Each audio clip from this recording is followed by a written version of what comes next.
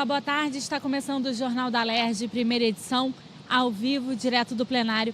Hoje eu recebo o deputado Valdec Carneiro. Boa tarde, deputado. Muito obrigada pela sua presença aqui no Jornal da Alerj. É um prazer, Natália. Deputado, daqui a pouquinho vai ser analisado um projeto do senhor, junto com o ex-deputado doutor Giulianelli, que trata da questão dos professores que têm mais de um turno ou de uma turma nas escolas do Estado, né, deputado? Os senhores querem regulamentar como é que fica a função desse professor e essa questão da mudança de escolas, por exemplo, né? Na verdade, isso trata de uma demanda importantíssima do magistério estadual, que é evitar que os professores fiquem sendo colocados em várias escolas ao mesmo tempo, não é? Como se fossem volantes, não é?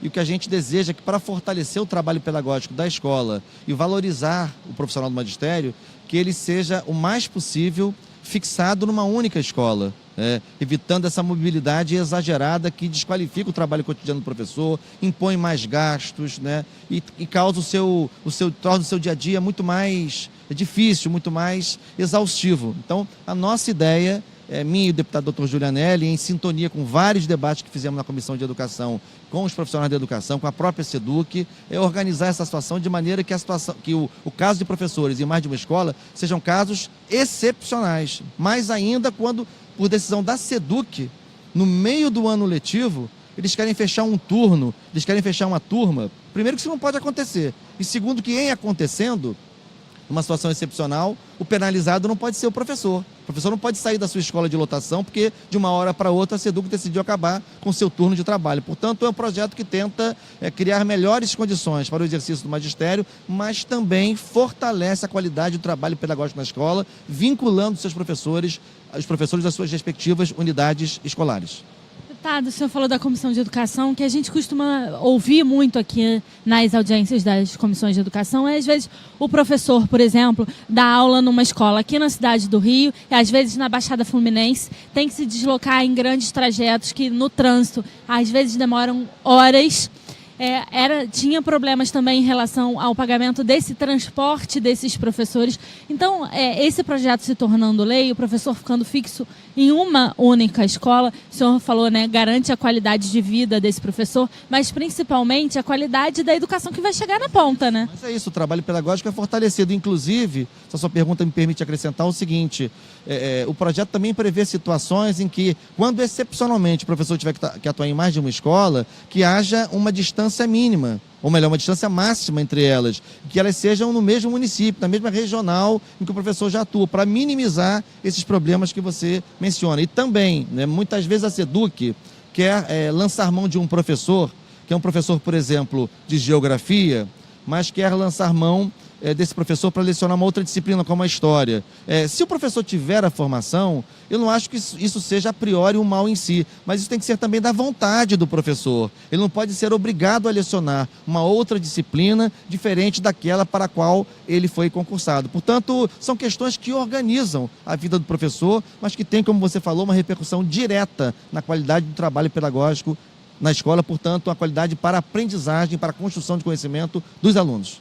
Deputado, o senhor tem um outro projeto também na pauta de hoje, que também trata da questão da educação, mas nesse caso da inclusão, né, deputado? O senhor quer que as escolas estaduais e as escolas particulares tenham o mesmo modelo de inclusão desses alunos, né? Na verdade, é um projeto que dialoga com duas situações. Primeiro, dialoga com um avanço muito importante, que é a Lei Brasileira de Inclusão, né, sancionada em 2015 pela presidenta Dilma Rousseff, que fixa uma série de dispositivos para criar as condições as mais favoráveis possíveis para a inclusão dos estudantes com necessidades educacionais especiais nos sistemas regulares de ensino. E, ao mesmo tempo, nós temos a nossa lei estadual de 2005, que instituiu o Sistema Estadual de Educação do Rio de Janeiro, e que prevê também, em um dos seus capítulos, dispositivos sobre educação especial. Só que nessa lei, parece que a educação especial e que a inclusão só diz respeito à escola pública. Olha, ela diz respeito à escola pública estadual, mas tem que dizer respeito a todos os estabelecimentos de ensino do Estado, sejam eles públicos ou particulares. É esse acréscimo que a gente quer fazer. A inclusão do aluno com deficiência não é uma exigência, não é um dever apenas da escola pública. É de todos os estabelecimentos de ensino, sejam eles públicos, sejam eles particulares, e é isso que a lei pretende acrescentar para, digamos, completar a boa iniciativa que já existe na lei estadual em relação à inclusão da pessoa com deficiência. Deputado, quero agradecer muito a sua participação aqui no Jornal da Alerj mais uma vez. Boa tarde. Obrigado, estamos sempre à disposição. Obrigada.